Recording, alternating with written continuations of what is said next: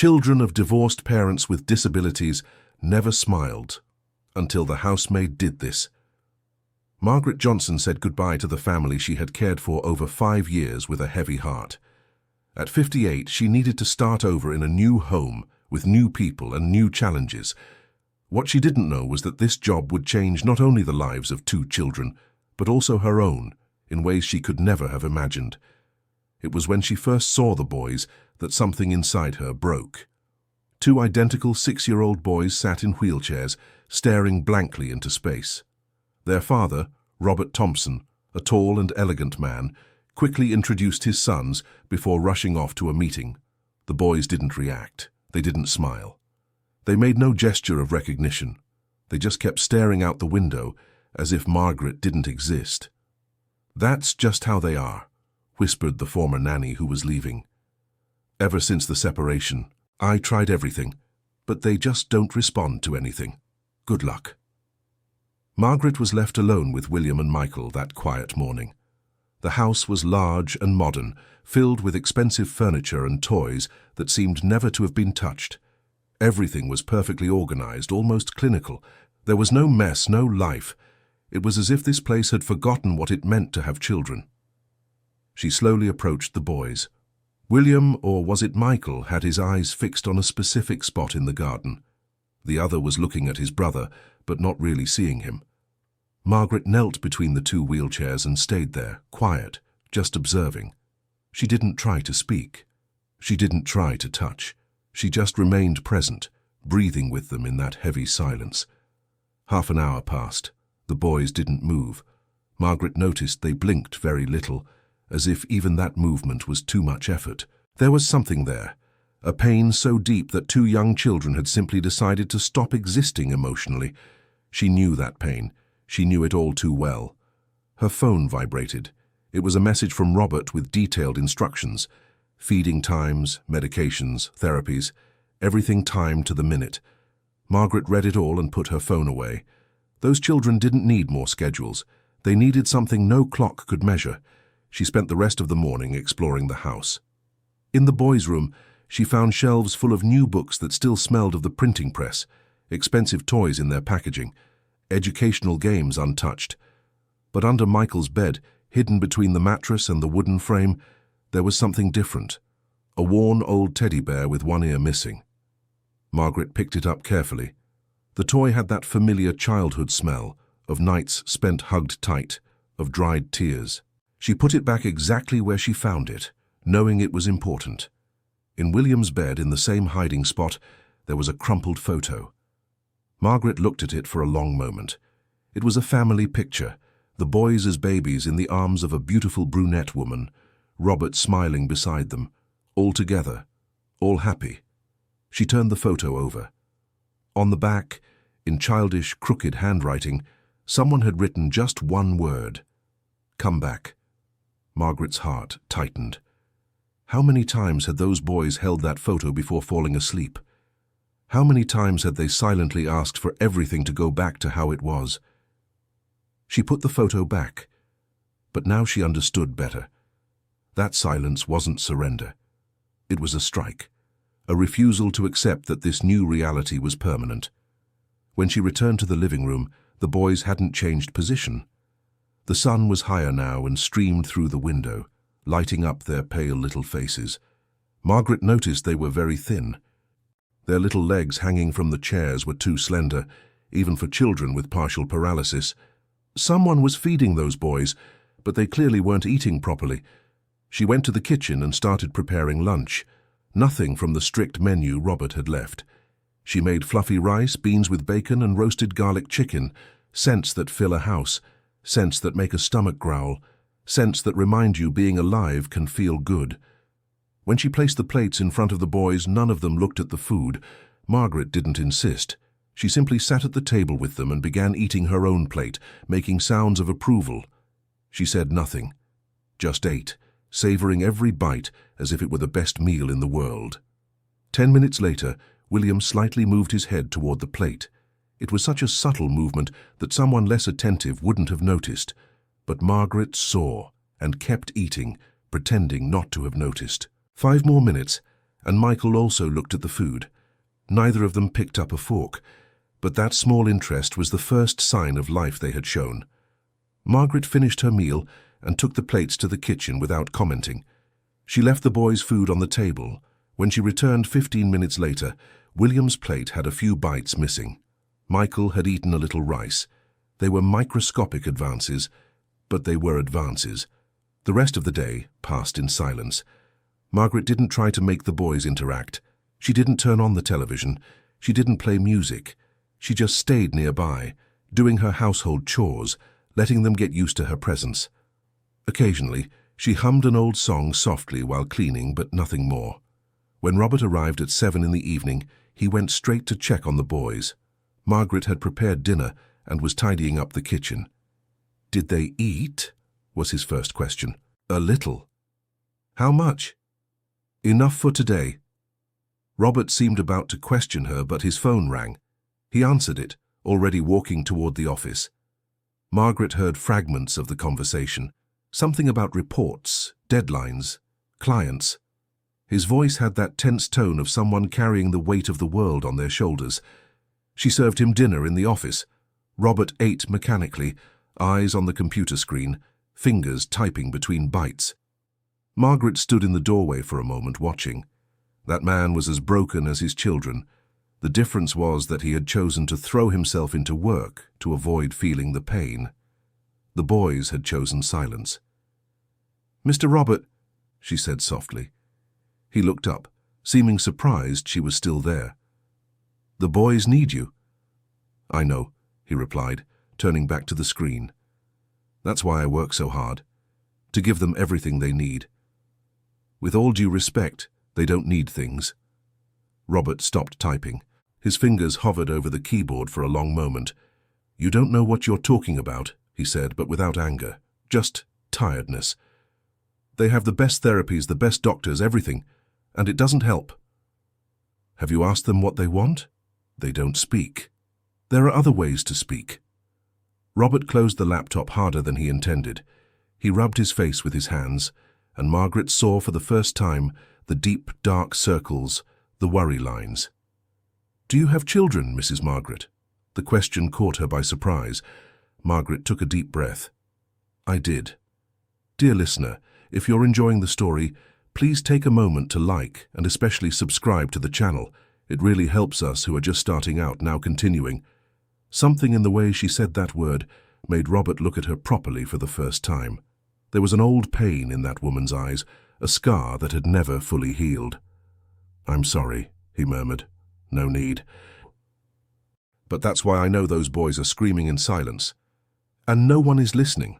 Robert remained silent. Margaret collected his plate and left, leaving the man alone with his thoughts. That night, after Robert went to sleep, Margaret returned to the boys' room. They were already in bed, but she knew they weren't asleep. She could tell by the subtle movements of their eyes, by the tension in their small bodies. She sat on the floor between the two beds and began to sing. It was an old lullaby that her own mother had sung to her decades ago. Her voice wasn't beautiful, it was hoarse with age, but there was something in it, something warm and true. William turned his head slightly toward her. Michael closed his eyes, but not from sleepiness. It was as if he was trying to remember something. Margaret continued singing, verse after verse, until both boys relaxed. They didn't fall asleep, but they entered a state of near peace. It was a start. In the following weeks, Margaret established her own routine. She woke before sunrise, prepared a breakfast that filled the house with good smells, and stayed with the boys from when they woke up until they went to sleep. Robert was rarely at home. He left early and returned late, always with that tired expression of someone carrying old guilt. The boys began to eat a little better. They still didn't speak, still didn't smile, but now at least they looked at Margaret when she entered the room. It was slow progress, almost invisible, but it was happening. One day, Margaret brought something different home. They were two colorful, inflatable kiddie pools, the small kind you buy at toy stores. She filled them in the backyard, away from the front windows, where the boys couldn't see. She added warm water, not hot, not cold, just comfortable. Then, without saying a word, she brought the boys' chairs outside. William and Michael looked around, confused. It had been months since they had left the house except for doctor's appointments. The morning sun was gentle, and there was a light breeze rustling the tree leaves.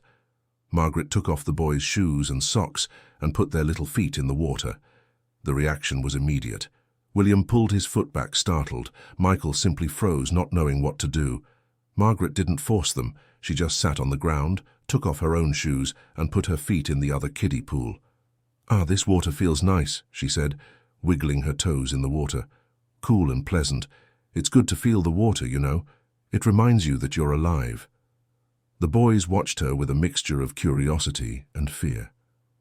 Margaret began to sing the same lullaby, moving her feet in the water to the rhythm of the song. She picked up a soft sponge and started playing, making the water splash gently. 15 minutes later, Michael put his foot back in the water. Just the tip of his big toe, but it was there. William remained withdrawn, but his eyes never left the kiddie pool. There was something there, a small interest, a curiosity that hadn't existed before. That became the daily routine. Every morning, Margaret took the boys to the backyard. She filled the kiddie pools, she sang her songs, and she waited. Each day, Michael became a little more comfortable. Eventually, he started wiggling his toes in the water, creating little ripples. William still resisted, but now at least he didn't pull his foot away when Margaret placed it in the water.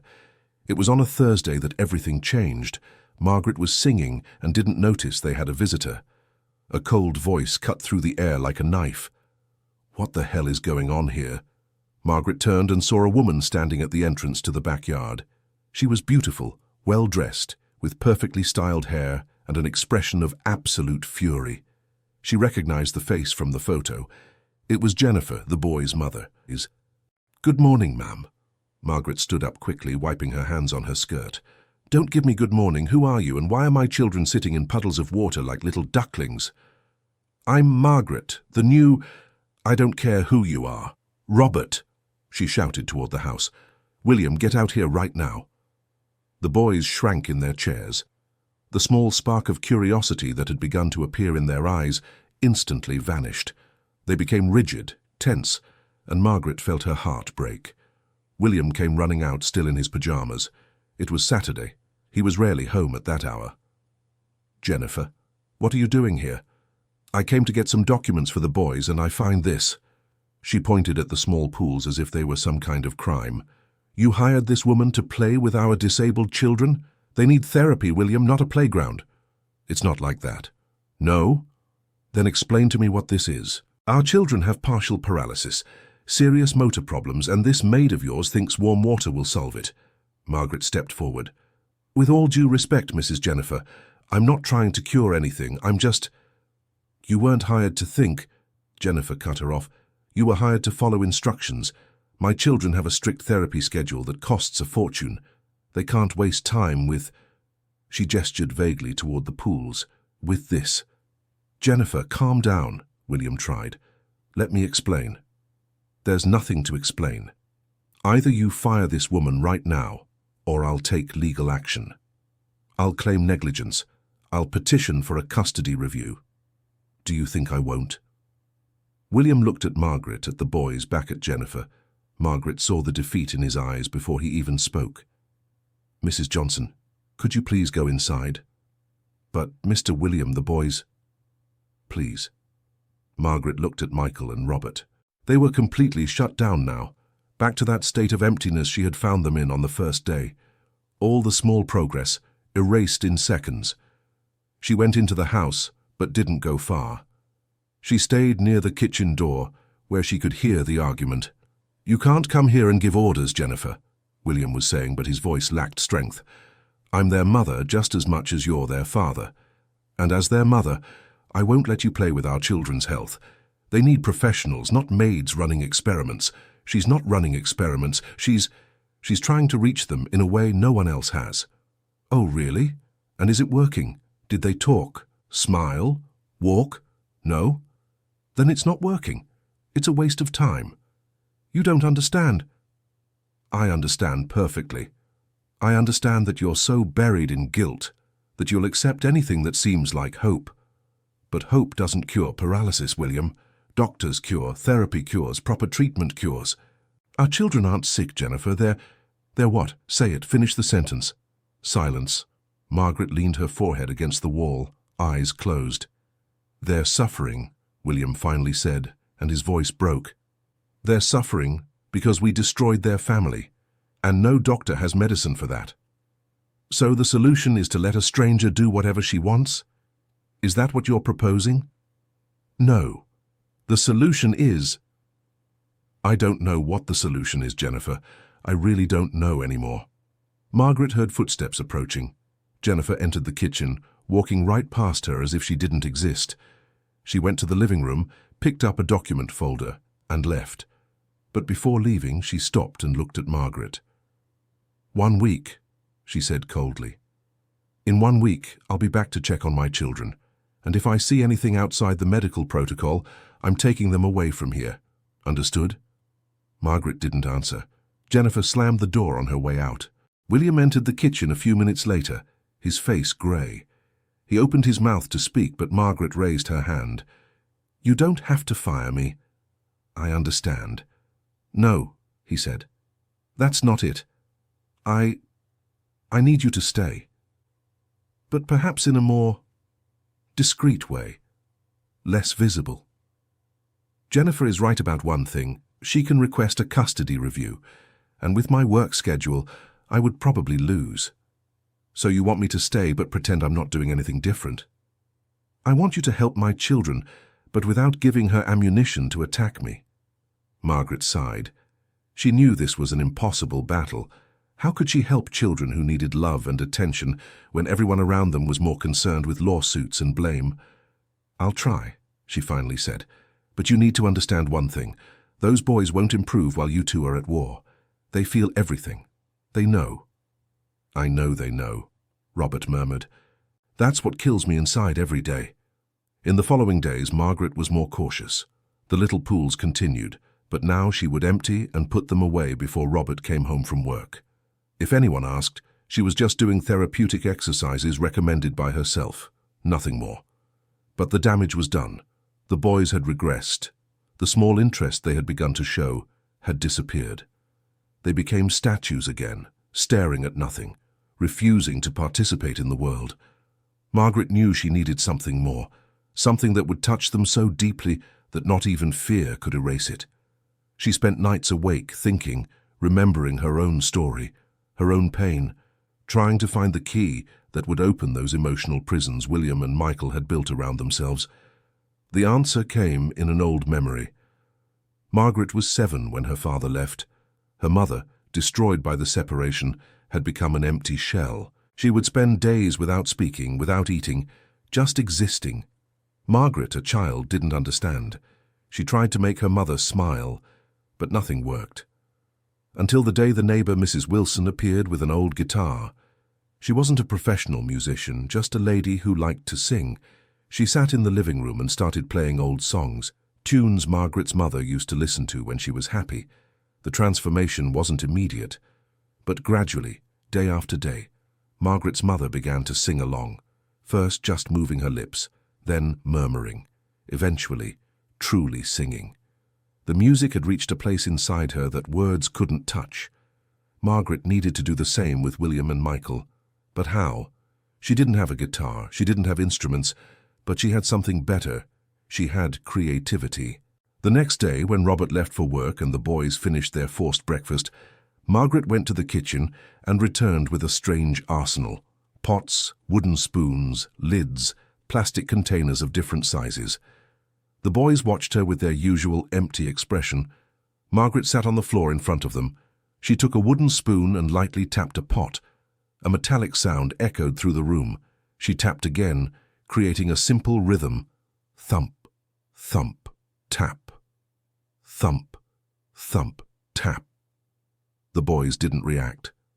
Margaret continued. She took 2 spoons and started tapping the sides of the pot, creating different sounds.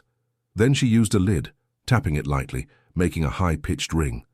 She mixed the sounds, creating a strange but curious melody. Still nothing. But Margaret didn't give up.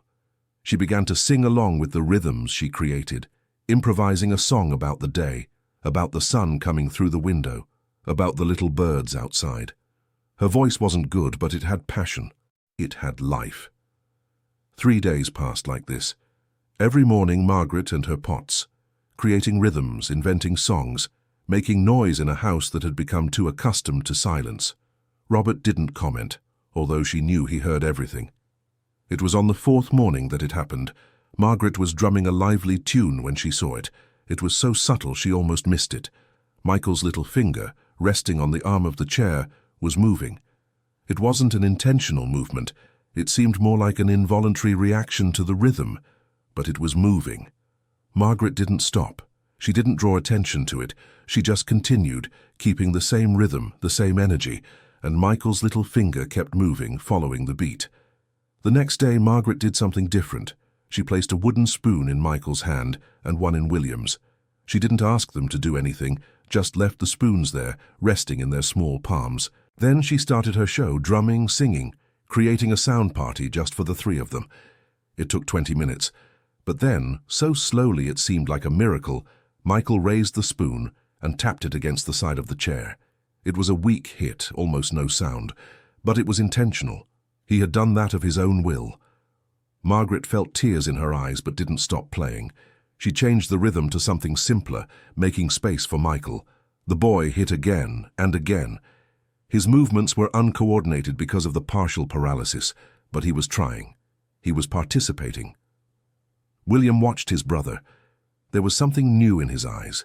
It wasn't joy yet, but it was interest. It was as if he was thinking, if Michael can do it, maybe I can too, but not that day. William kept holding the spoon, but didn't use it. Margaret didn't push. Each child had their own time. That night, when Robert arrived, Margaret didn't tell him what had happened. She was afraid of creating expectations that might not be met, and she was afraid that Jennifer would find out and interpret it as more evidence that she was doing unauthorized things. But on the 4th day, something unexpected happened. Robert arrived earlier, saying he had forgotten an important document. He was passing through the hallway when he heard the sounds. Thump, thump, ting, thump, thump, ta. He approached the living room door and stopped. Margaret was with her kitchen orchestra, completely immersed in the music. And Michael, with a wooden spoon in his hand, was clumsily but consistently tapping it against the arm of his chair. The boy wasn't smiling, but there was a concentration on his face that hadn't been there before. He was present. He was there. Robert watched for 5 full minutes. When Margaret finally noticed his presence, she stopped immediately, worried about his reaction. But Robert wasn't angry. He was crying. "Keep going," he said, his voice hoarse. "Please keep going." Margaret resumed the rhythm, and Michael went back to tapping with his spoon. Robert sat on the floor, leaning against the wall, and stayed there, watching his son do something no expensive therapist had managed: participate, choose to do something, want something. When the session ended and Margaret took the boys to lunch, Robert followed her to the kitchen. "How did you do it?" he asked. "I didn't do anything, Mr. Robert. Michael did it. He chose to do it. But you created the opportunity for that choice." Margaret served lunch to the boys, who now ate a little better, at least enough to worry less. "I lost my son 15 years ago," she said suddenly. "Leukemia. He was 8 years old." Robert stayed silent, waiting. In the end, the doctors couldn't do anything more. He stayed home with us, with home hospice. I spent my days by his side, not knowing what to do. I wanted so much to give him joy. I wanted so much to make his last days happy, but I didn't know how. She stopped talking for a moment, her eyes distant. He was the one who taught me. One afternoon he was very weak, could barely speak, but he took my hand and started tapping it against the side of the bed. Thump, thump, thump, a simple rhythm, and then he smiled. It was his last smile. Margaret wiped away a tear that had escaped. After he left, I couldn't listen to music for a long time, but then I realized that was his gift to me. He showed me that joy doesn't have to be big. It can just be a rhythm. It can just be being together. It can just be making noise when everything is too quiet. "I'm so sorry," Robert said. "Me too. But that's why I understand your children. They're doing what I did, shutting out the pain, because it's easier to feel nothing than to feel everything." But feeling nothing isn't living either. What do I do? The question came out as a desperate whisper. Please tell me, how do I make my children start living again? You stop working so much and start being present. I can't. Yes, you can. You're using work as an excuse not to face what happened. But your children need their father, not his money. Robert opened his mouth to argue, but closed it, because he knew she was right. Dear listener, if you're enjoying the story, please take a moment to like and especially subscribe to the channel. It really helps us who are just starting out. Now continuing. That week, something changed. Robert started coming home earlier. First 15 minutes, then half an hour. On the 5th day, he arrived in the middle of the afternoon and asked to join the music session with pots. Margaret gave him a plastic container and a spoon. Robert, an executive used to serious meetings and important decisions, sat on the floor and began beating the plastic container, following the rhythm that Margaret dictated. The boys watched their father with a mixture of confusion and curiosity. Michael kept participating, his hits on the chair gradually becoming firmer. William still wasn't playing, but now he was actually watching his brother, Margaret, his father. He was beginning to come back to the world, but the peace didn't last long. The following Saturday, exactly 1 week after the last visit, Jennifer returned. This time she didn't come alone. She brought with her a woman in a white coat and carrying a thick briefcase. Robert, she entered without knocking. This is Dr. Sarah, a child development specialist. She's going to assess the boy's situation and give her opinion on whether they're receiving proper treatment. Margaret was in the kitchen preparing lunch. She heard everything and felt her stomach sink. This wasn't a visit. It was a trap. The doctor, a middle-aged woman with a cold, professional air, began examining the boys. She performed a series of motor tests, observed their reactions, noted everything on a tablet. William and Michael, obviously uncomfortable with the situation, returned to their completely closed-off state. "Are you the caregiver?" the doctor asked Margaret. "Yes." "Can you describe their daily routine to me?" Margaret explained, carefully omitting the parts she knew would be problematic. But Jennifer wasn't willing to let it go. "Ask her about the plastic kiddie pools," she said, arms crossed. "And about the pots." The doctor raised an eyebrow. "Plastic kiddie pools?" Margaret took a deep breath and explained about the sensory activities with water and the improvised music therapy. The doctor listened with a neutral expression impossible to decipher. "I see," she said when Margaret finished. "And were these activities prescribed by any specialized professional?" "No, but were they approved by the doctor following the children?" "Not exactly, but Mrs. Margaret," the doctor interrupted. "I understand your intentions are good, but children with partial paralysis need specific treatment guided by qualified professionals. Unsupervised activities could even worsen their condition." "They were getting better." Margaret couldn't contain herself. "Michael started participating, doing things on his own for the first time in months." "And that is admirable," the doctor said, but without emotion. "However, participation is not motor progress, and motor progress is what these children need." Jennifer had a triumphant smile on her face. Robert, who had been quiet until then, finally spoke. "Doctor, with all due respect, my children don't just need motor progress, they need to want to live again."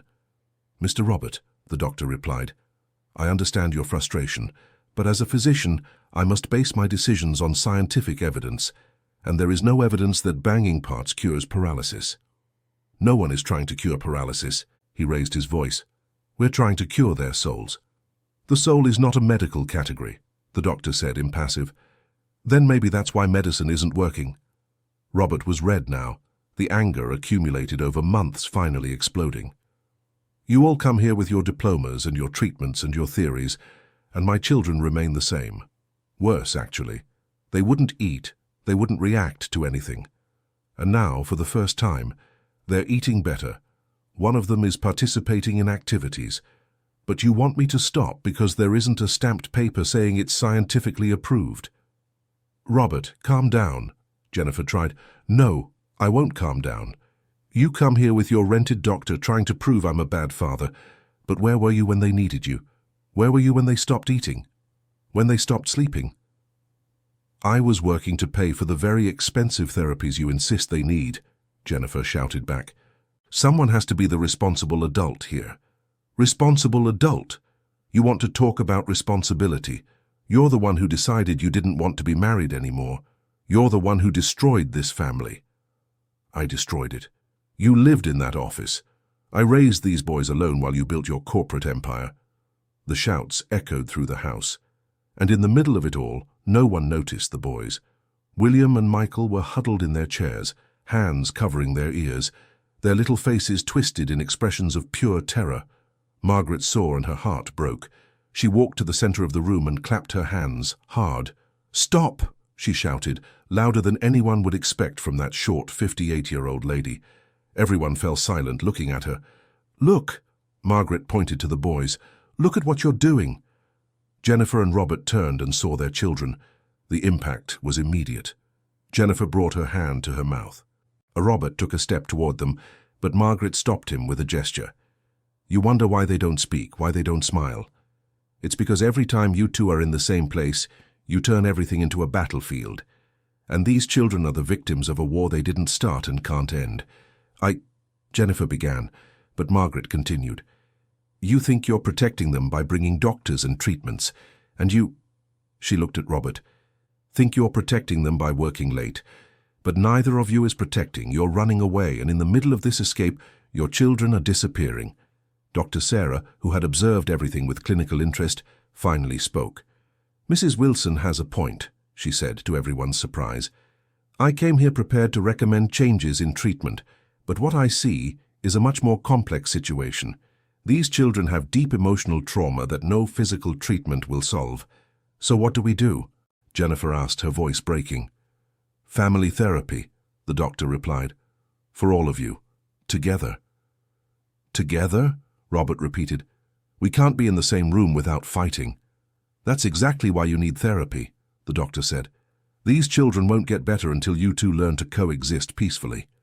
Their partial paralysis is a challenge, yes. But the emotional trauma of seeing their parents in constant conflict is even worse. Jennifer sat down, suddenly looking very small. I just want them to be okay, she murmured. Me too, Robert said, sitting beside her but keeping his distance. Dr. Sarah spent another hour talking with them, explaining the psychological impacts of divided homes on children, especially those with special needs. She didn't criticize Margaret's methods, but suggested they be combined with proper professional support. When she finally left, she left a heavy silence in the room. Jennifer was looking at her children, tears now flowing freely. Robert had his head in his hands. Margaret stayed where she was, letting them process. I was so focused on doing everything right, Jennifer finally said. On the best doctors, the best therapies, the best treatments. I thought if I were strict enough, they would get better. But I didn't see that they didn't need strictness. They needed... What? To know they are loved, Margaret said softly. Not in spite of their problems, but with all their problems. They need to know that even with their parents separated, they're still a family. But we're not a family, Robert said. Not anymore. Not a traditional family, Margaret corrected. But you're still their family, and they need to feel that. Jennifer wiped her tears and stood up. She went over to the boys' chairs and knelt in front of them. William looked at her fearfully. Michael turned his face away. My children, she said, her voice trembling. I'm sorry. Sorry that Mommy forgot you need love more than you need doctors. William kept looking at her. There was something there, a silent question, a timid hope. Your father and I won't be living together again, Jennifer continued, being honest. I won't lie to you about that. But that doesn't mean you've lost your family. We still love you, we'll always love you, and we'll learn not to fight so much. I promise we'll try. Robert joined her, kneeling too.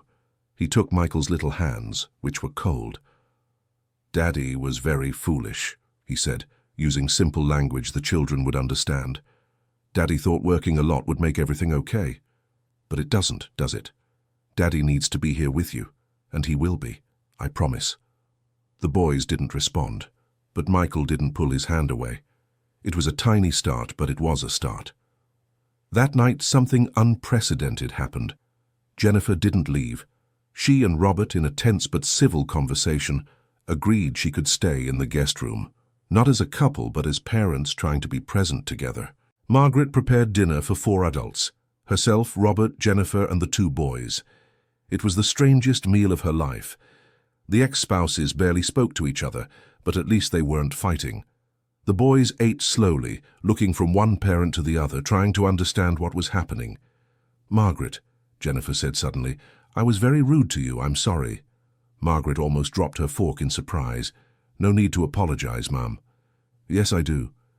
I was so convinced I knew what was best that I didn't see you were actually helping. Not in the way I expected, but helping nonetheless." "Every child is different," Margaret said. "What works for one might not work for another. I was just trying to find what worked for them." "And it did work," Robert added. "Michael has been more present than in months." "One of the challenges," Jennifer said, choosing her words carefully, "is that I work from home 3 days a week. Maybe I could be here on those days to spend time with them." Robert looked at her, surprised. "You would do that?" "They're my children, Robert. Our children. I was so busy proving I could raise them on my own that I forgot I didn't have to do everything alone." It was a small moment, but a meaningful one. The first brick of a bridge that would still need a lot of building, but that was finally starting. In the following days, a new routine was established. Jennifer came 3 days a week and stayed all day. On those days, she participated in the improvised music therapy sessions with Margaret. At first it was awkward, but she gradually relaxed. A successful executive banging on pots wasn't something she ever imagined doing, but there she was. Robert also changed his schedule. He started leaving the office at 5 o'clock sharp, no matter what was happening. His partners complained, but he stood firm. His children were more important. The afternoons became moments of music, warm water in the little pools, and slowly, very slowly, interaction. Michael continued to be the most participatory. His bangs on the pots became more confident. He even started moving his head to the rhythm, a little sway that was more precious than gold. William continued to resist, but now he at least reacted. His eyes followed the movements. He watched his brother with something that could be envy or admiration, hard to tell which. Margaret gradually introduced new elements. She brought colorful balloons and filled them with water, creating soft balls the boys could squeeze. She brought simple instruments like shakers, made from plastic bottles and rice. Each day was a small adventure, a small discovery. It was on a Wednesday during a particularly lively session that the impossible happened. Margaret was playing a fast rhythm, Michael keeping up as best he could, Jennifer and Robert also participating. And then, so suddenly that everyone froze, William raised his spoon and hit the chair. Once, twice, 3 times. The sound echoed through the silence that had fallen. Everyone was looking at William, but no one said anything, afraid to break the moment. William hit once more, then stopped, looking at the spoon in his hand as if he was surprised it was there. Margaret resumed the rhythm gently. Michael started playing again. Jennifer and Robert did too, and William, after a long pause, hit again. He didn't have the control Michael had developed. His movements were more erratic, more difficult because of the paralysis, but he was trying. He was choosing to participate. When the session ended, Jennifer was openly crying. Robert had to keep wiping his eyes. Margaret just smiled, that tired smile of someone who knows the weight of small victories. "They're coming back," Jennifer whispered. "My babies are coming back." But Margaret knew the road was still long. Participating in activities was one thing. Talking, smiling, truly opening up was something completely different. And there was something else that worried her. The boys still only communicated through glances with each other. They still hadn't spoken a single word. She decided to try something new. The next morning, before the regular sessions, she sat the boys down in the living room and placed something different in front of them. Photos. They were old family photos she had found stored in a box in the closet. Photos from when they were babies, from past birthdays, from happy moments before the separation. The boys looked at the photos. Their expressions changed subtly. There was recognition there. Memories. Margaret pointed to a specific photo, the four of them together at the beach, the babies in their parents' arms, everyone smiling. "Do you remember this day?" she asked softly. The boys didn't answer, but they looked at the photo for a long time. Michael reached out and touched the image of his mother. William touched the image of his father. "That day," Margaret continued, "you were very happy. You had a family that loved you, and you know what? You still do. She's different now, but she's still your family." Michael looked at her, really looked, and Margaret saw something in his eyes. It was pain, raw, ancient pain that a 6-year-old shouldn't carry. "It hurts, doesn't it?" she said, and Michael gave the slightest nod. It was the first time either boy had acknowledged emotion in any way. "I know it hurts. But do you know what hurts more?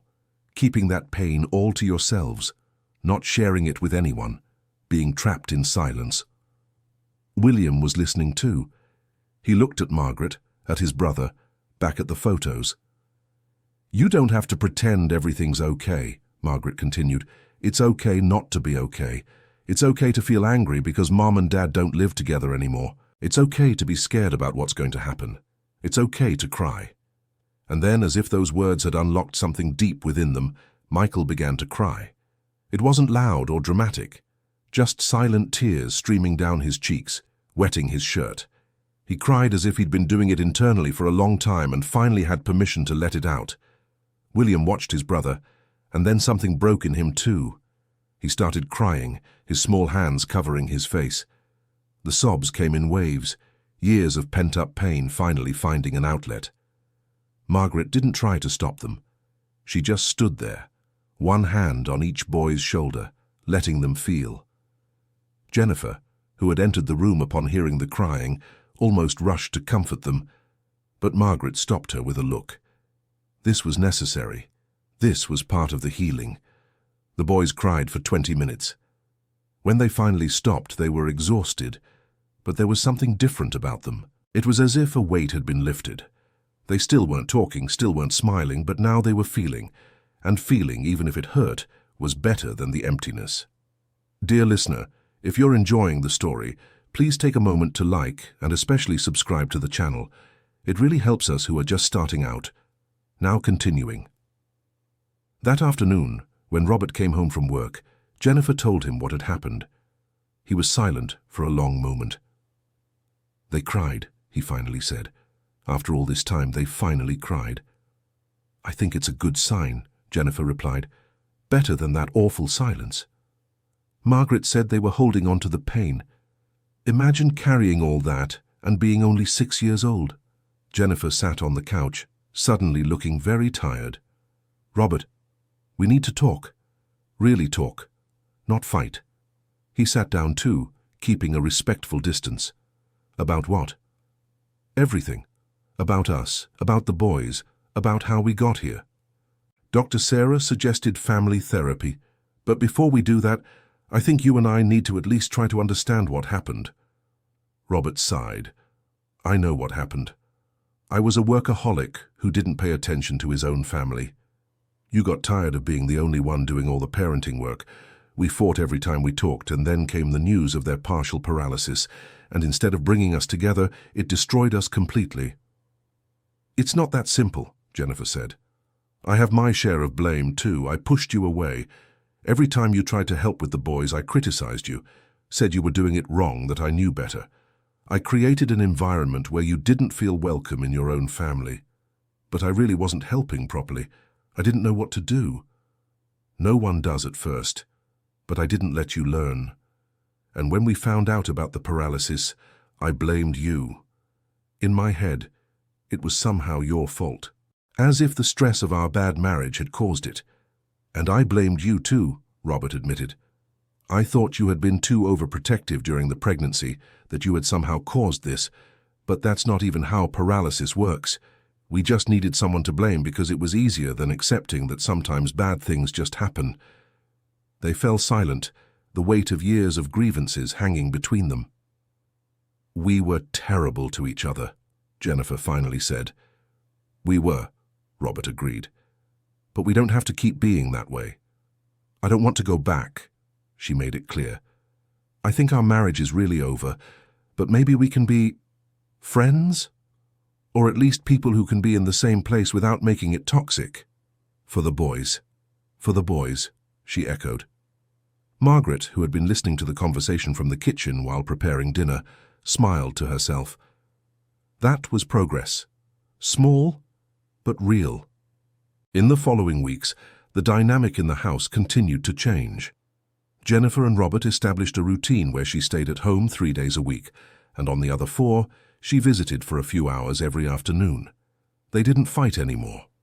There was still tension, uncomfortable moments, but they had learned to avoid explosive topics and focus on what really mattered, the boys. William and Michael began to show more signs of life. After the liberating cry, they became more receptive to activities. Both now participated in the music sessions, each at their own pace. Michael remained the more adventurous one, experimenting with different sounds, trying to create melodies. William was more cautious, but he was there, present, trying. The big breakthrough came on an ordinary afternoon. Margaret was singing a song about water, and the boys had their feet in the colourful little pools, wiggling their toes in the warm water. Jennifer and Robert were watching, both smiling at this simple joy.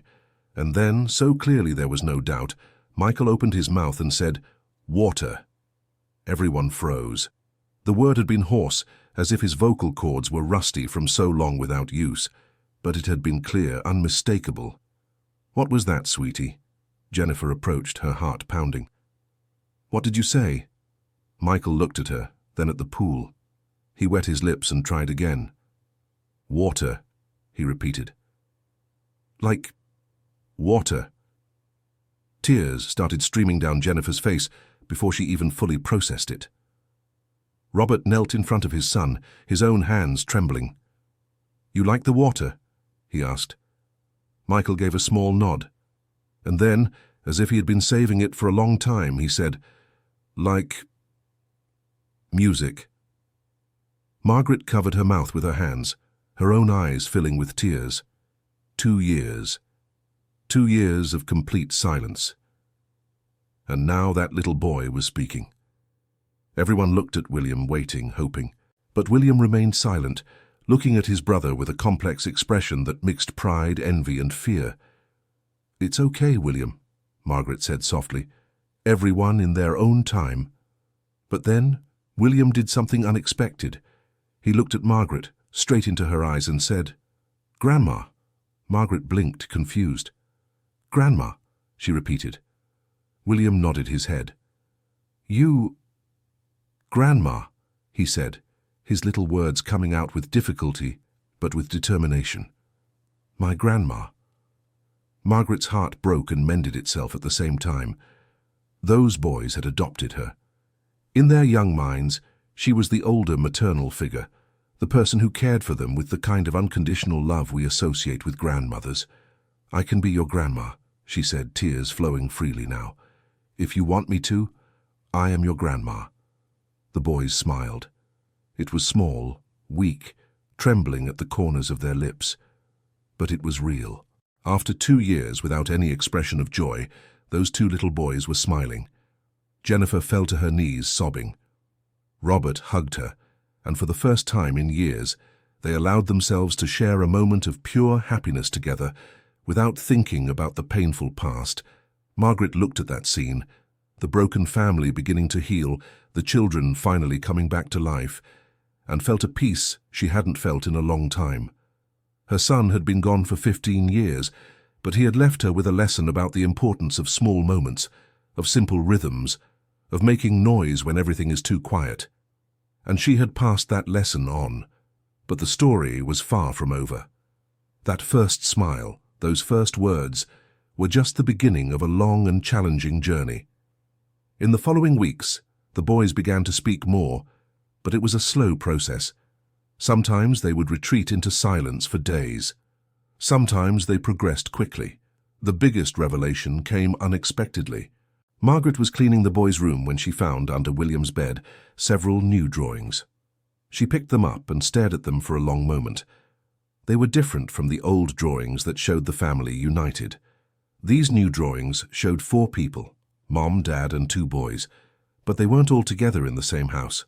In each drawing there were two houses. In the earlier versions, the houses were far apart, separated by blank spaces. But in the more recent drawings, the houses were close together, and there was a figure between them, a short woman with white hair. Margaret. She showed the drawings to Jennifer and Robert that night. They spent long minutes looking at them. "They understand," Jennifer said softly. "They understand that we won't get back together, but that we're still their family. And she," Robert pointed to Margaret's figure, "is the bridge. The person who keeps everything connected." Margaret stored the drawings in a special folder. Each of those childish scribbles was precious, a document of healing in progress. The months passed. Autumn arrived, bringing cooler temperatures and falling leaves. The household routine had settled into something functional. Jennifer and Robert weren't friends, not exactly, but they had developed a mutual respect. They could be together without fighting. They could make decisions about the boys jointly. The boys continued to progress. Michael was now a talkative child, always telling stories, asking questions, exploring the world through words. William was quieter, but he also spoke. His words were more thoughtful, more careful, but they came from a deep and genuine place. And they smiled. Not constantly. There were still difficult days when the pain of their parents' separation returned and made them shut down. But those days were the exception, not the rule. It was on a Saturday morning, with the sun streaming through the windows and warming the living room, that Margaret had a surprise. She was preparing breakfast when she heard a sound coming from the living room. It wasn't the noise of pots. It was something different. She went to investigate and found a scene she would never forget. William and Michael in their wheelchairs were singing. It was the same lullaby that Margaret sang to them every night. Their voices were thin and out of tune, but they were singing together, one completing the other's verses. Robert was standing in the doorway watching. He looked at Margaret and didn't need to say anything. That moment said it all. But like every good healing story, this one had its complications. In October, Margaret began to feel a tiredness she couldn't explain. She was paler, weaker. She tried to hide it, but Jennifer noticed. "Margaret, are you okay?" she asked one afternoon. "I'm fine, dear, just a little tired." "You need to see a doctor. Don't worry about me." But Jennifer insisted, and eventually Margaret agreed to have some tests, just to ease everyone's concern. She didn't expect them to find anything, but they did. "Severe anemia," the doctor explained, "probably caused by long-term nutritional deficiency. Have you not been eating properly?" Margaret admitted she hadn't.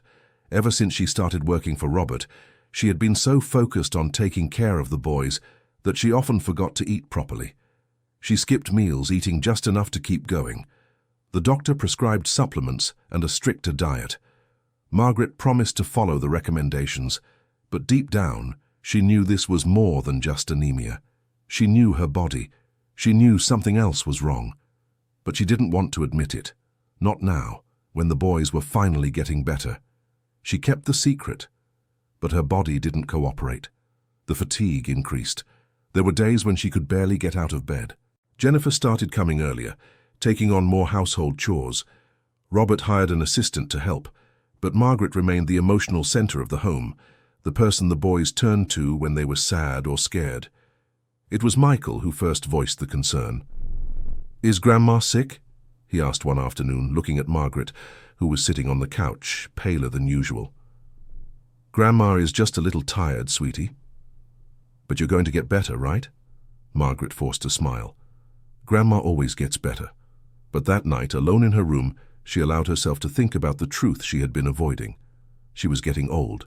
Her body was giving up, and there was still so much to do, so many moments she wanted to witness.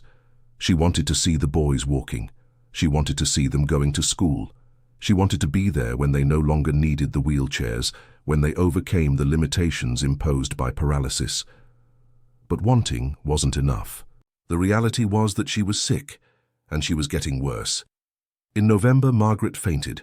It was during a morning music session. One moment she was drumming on pots, singing cheerfully, and the next she was on the floor, unconscious. Robert, who luckily was at home working remotely, rushed her to the hospital. The tests were more thorough this time, and they revealed the truth that Margaret had suspected but didn't want to confirm. It wasn't just anemia, it was cancer. Advanced stage, spread to several organs. "How long?" she asked the doctor, her voice surprisingly calm. "With aggressive treatment, maybe a year. Without treatment, a few months." "And what will the treatment do to me?" "Weak, probably nauseous. Chemotherapy isn't easy." Margaret thought about the boys. She thought about how they needed her strong, present, able to be their anchor. If she underwent treatment, she would be sick, unable to care for them properly. But if she didn't, she would have a few months of quality before the end. She chose the months of quality. "I won't undergo treatment," she said. "Mrs. Johnson." "It's not giving up, doctor. It's a choice. I have people who depend on me, and I want to be there for them for the time I have left. Strong, not weak and nauseous in a hospital bed." The doctor didn't agree, but he respected her decision. When she returned home, Margaret gathered Jennifer and Robert and told them everything. Their reaction was shock, despair, refusal to accept. "You need to get treatment," Jennifer insisted. "We can hire more help. You can rest as much as you need, but you have to try." "No," Margaret said with gentle firmness. "My decision is made." "The boys," Robert began, his voice breaking. "How are we going to tell them?" "We're not going to tell them. Not yet. They've only just started to come out of the hole they were in. I don't want to push them back in." "But they're going to notice you're sick. Then we'll say it's something treatable, that Grandma is going to get better. Let them have their peace a little longer." Jennifer was crying openly. "This isn't fair." "Finally, we have someone who understands our children, someone who can truly help them, and now—" "Life is rarely fair, dear," Margaret said, taking Jennifer's hand. "But look at what we've managed to do. Look at your boys. They talk, they smile, they sing. You already know how to reach them.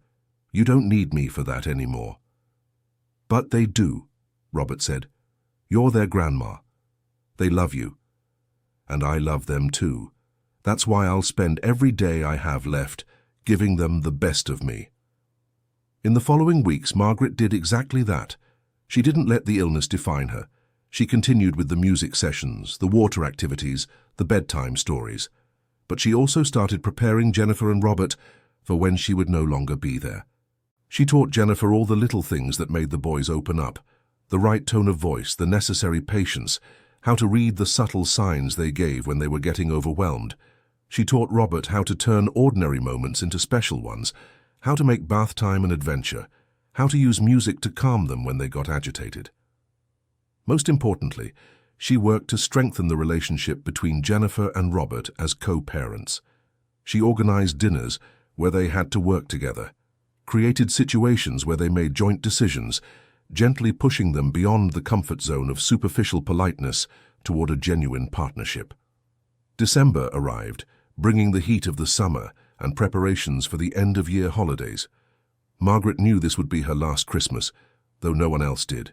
She wanted to make it special. With Jennifer and Robert's help, she organized a small party.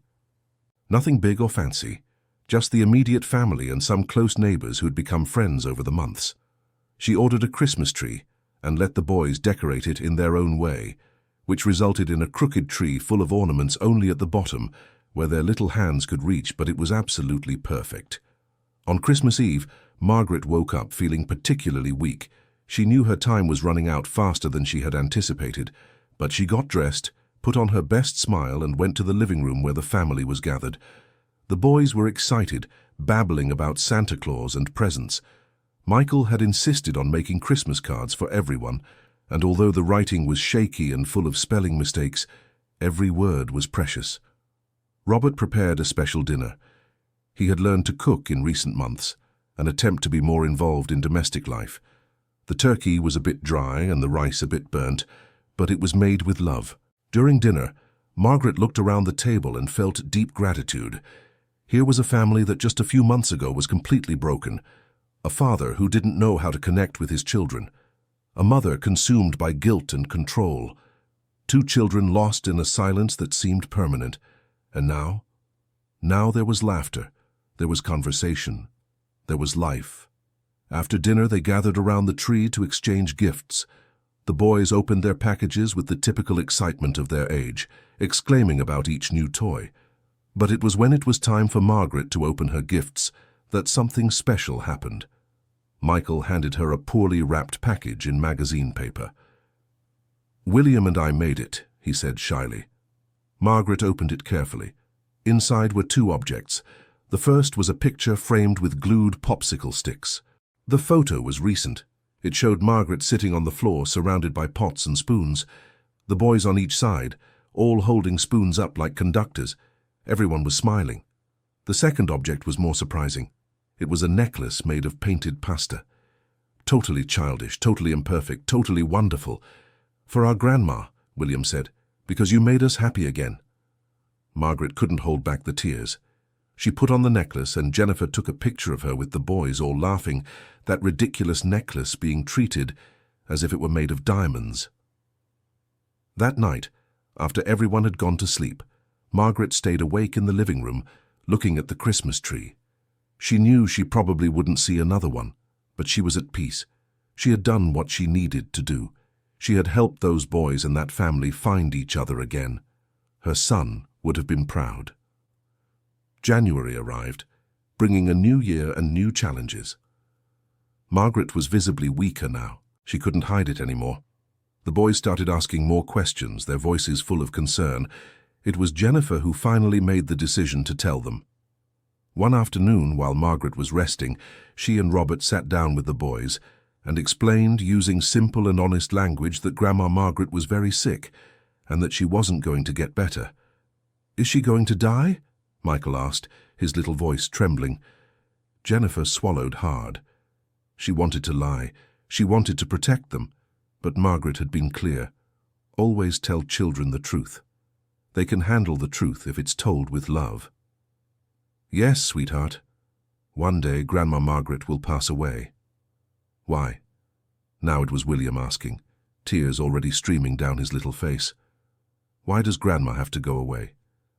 "Because sometimes people get very sick and their bodies get too tired to go on. But you know what Grandma wants you to know. She's not sad. She's happy because she got the chance to know you and be part of your lives. But I don't want her to go." Michael started sobbing. "She's our grandma. She made us smile again." Robert picked up his son, even though it was difficult with the weight of the chair. He hugged the boy tight while he cried. "I know, son, I don't want her to go either. But sometimes we can't choose how long the people we love stay with us. The only thing we can choose is to enjoy every moment while they are here." William was quieter, his tears silent. "Is Grandma in pain?" he asked. "A little bit," Jennifer admitted. "But she's taking medicine to make the pain smaller." Can I help?" His little voice broke. "Can I do something to make her better?" Jennifer took her son's face in her hands. "You can make her happy. You can keep smiling, keep singing, keep being you. That's what makes her the happiest." That night, the boys insisted on sleeping in Margaret's room. She was so weak she could barely sit up, but she opened her arms and they snuggled up beside her, their small heads resting on her shoulders. "Grandma," Michael whispered in the dark. "Are you scared?" Margaret thought about the question. "A little bit," she admitted. "But I'm also not. Because I know you're going to be okay. You have your mom and dad, and they love you very much." "But they used to fight," William said. "What if they start fighting again when you're not here?" "They won't. You know why? Because they learned. They learned that loving you is more important than any fight they might have. And every time they forget, you can remind them, okay?" "How?" Michael asked. "You sing. You take Grandma's pots and make noise, and then they'll remember that music is more important than silence, that love is more important than pride." The boys were quiet for a moment, processing. "Grandma," William finally said, "I don't want to forget you." Margaret's heart tightened, but she kept her voice steady. "You won't forget. Every time you sing, every time you make noise when it's too quiet, you'll remember me. I will be in the songs, in the rhythms, in the laughter. I will be in everything that brought you back to life." She held them tight. feeling their hearts beating against hers. "And you know what else?" she continued. "I have a son who left a long time ago, and sometimes I get sad because I miss him, but now I have you. 2 little grandchildren who came at the perfect moment when I needed it most. You gave me something to live for these past months. You gave me purpose. You gave me love. So actually, I should be thanking you." "Thank you, Grandma," Michael whispered, "for making us happy again." "Thank you for making us talk again," William added. "Thank you for making us sing again." Margaret closed her eyes, those words being the best gift she could receive. The following weeks were a mix of precious moments and silent goodbyes. Margaret was in bed most of the time now, but the boys visited her constantly. They brought their drawings, their stories, their songs. The house that was once silent was now full of life, and Margaret drank in every moment like water in the desert. Jennifer and Robert had become true partners in raising their children. They still had their disagreements, but now they resolved them with conversations, not with shouting. Margaret had planted in both of them the seed of healthy communication, and they were nurturing it with dedication. It was on a sunny February morning that Margaret woke up knowing. It was time. She could feel it in her bones, in every cell of her body. The day had come. She asked everyone to gather in her room. Jennifer, Robert, and the 2 boys. There was also the aide Robert had hired, a sweet young woman named Ashley, who had learned a lot from Margaret in the past few months. "I want you to know," Margaret began, her voice weak but clear, "that these months have been the happiest of my recent years. You gave me a purpose when I thought I had none left." "Grandma, don't talk like that." Michael started to cry. "You're going to get better." Margaret reached out her hand and he took it, his little fingers wrapping around hers. "My love, we don't know when our time will be, but when it comes, we have to be at peace. And I am at peace, because I see you 2, talking, smiling, being children again, and I know I'm leaving you in good hands." She looked at Jennifer and Robert. "You 2 have to promise me one thing. Promise that you won't let difficulties pull you apart again. Promise that you'll keep being partners for these boys." "We promise," Jennifer said, tears flowing freely. Robert could only nod, too emotional to speak. "And you 2, Margaret looked at the boys. "Promise that you'll keep singing, even on hard days, even when you're sad, keep making noise. Life is meant to be loud, colorful, full. Don't let the silence come back." "We promise, Grandma," the boys said in unison. Margaret spent the next hours talking with each one individually. She told Jennifer that she was stronger than she thought, that she had everything she needed to be a wonderful mother if she just trusted herself. She told Robert that work was important, but that presence was even more important, and that his children would always remember the time he spent with them, not the money he earned. And for the boys, she sang. One last time, with a weak and broken voice, she sang the lullaby that had become part of their lives. Michael and William sang along, their thin but steady voices filling the room with music. When the song ended, Margaret closed her eyes. A small but genuine smile touched her lips. Her breathing became slower, more spaced out. "Grandma," Michael called, his voice frightened. "She's resting," Jennifer explained softly, pulling the boys close to her. "Grandma is very tired." They stayed there, all together, as the hours passed. Margaret breathed slower and slower, more gently. And then, when the sun was beginning to set, painting the room in shades of orange and pink, she let out one last small sigh, and was gone. There was no drama. There was no apparent pain. It was simply peace. The following days were difficult. The funeral was small but full of love. The boys insisted on singing a song for Grandma, and although their voices faltered and they cried in the middle, it was the most beautiful tribute anyone could ask for. Back home, Margaret's absence was palpable. The silence returned, heavy and oppressive. The boys grew quiet again, their eyes empty once more. Jennifer and Robert were lost, not knowing how to fill the void she had left. It was on the 3rd night that Michael finally spoke. "Grandma said to make noise," he recalled. "She said not to let the silence come back." William looked at his brother, then at his parents. "Where are the pots?" he asked. And so, that night, The four of them gathered in the living room. Jennifer took Margaret's favorite pot, that big aluminum one that made the best sound.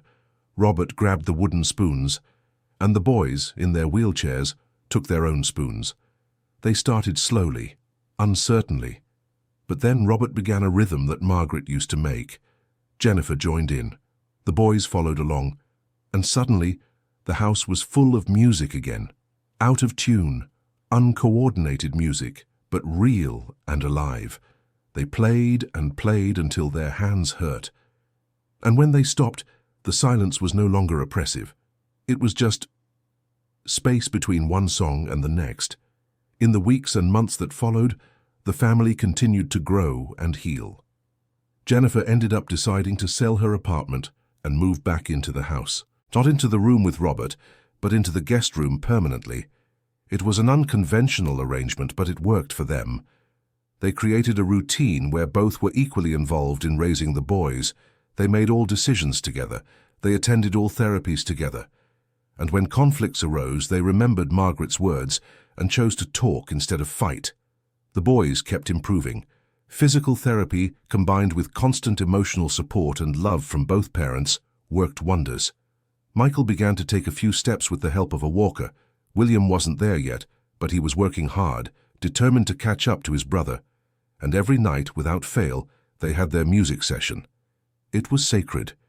No matter what was happening, at that hour everyone gathered with pots and spoons and made their private orchestra. Sometimes neighbors joined in. Sometimes it was just the four of them. But it always happened. On the first anniversary of Margaret's passing, they did something special.